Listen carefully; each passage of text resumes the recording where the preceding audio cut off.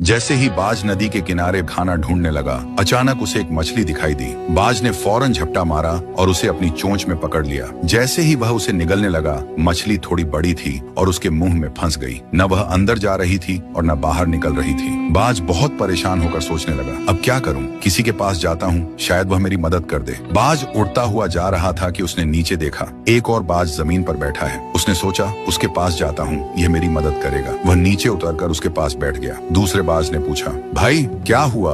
मुंह में मछली लेकर क्यों घूम रहे हो? पहले बाज ने इशारे से कहा कि मछली निकाल दो। दूसरे बाज ने अपनी चोंच से मछली निकाल दी। जैसे ही मछली निकली, पहला बाज बोला, दोस्त, तुमने मेरी बड़ी मुश्किल हल कर दी, लेकिन तुम यहाँ जमीन पर क्यों बैठे हो? दूसरा बाज बोला, भाई नीचे देखो, यहाँ जाल बिछा हुआ है, मैं इसमें फंसा हुआ था, अब तुम भी फंस गए हो। पहला बाज अफसोस से बोला, मैं एक मुसीबत से निकला था और दूसरी में फंस गया। तभी यहाँ से एक लुमड़ गुजरता है। बाज ने कहा, लुमड़ भाई, हमें इस जाल से निकाल दो। लुमड़ ने कहा, ये बहुत मुश्किल काम है, मैं नहीं कर सकता। पहला बाज बोला, अब ऐसा करते हैं, कुछ और पक्षियों को बुलाते हैं। ऊपर से कुछ बाज गुजर रहे थे। नीचे वाले बाज ने आवाज दी तो वह सब नीचे आ गए और वे भी जाल में फंस गए। सब परेशान होकर बोले, अब क्या होगा? ये जाल एक लेपर्ड ने बिछाया था। लेपर्ड आया और देखा कि बहुत सारे बाज जाल में फंसे हुए हैं। वह खुश होकर उनकी ओर बढ़ने लगा। एक बाज बोला, मेरे पास जान बचाने का एक तरीका है। दूसरा बोला, जल्दी बताओ, लेपर्ड आ गया है। पहला बाज बोला, सब ध्यान से सुनो, हम सब मिलकर एक साथ उड़ने की कोशिश करें।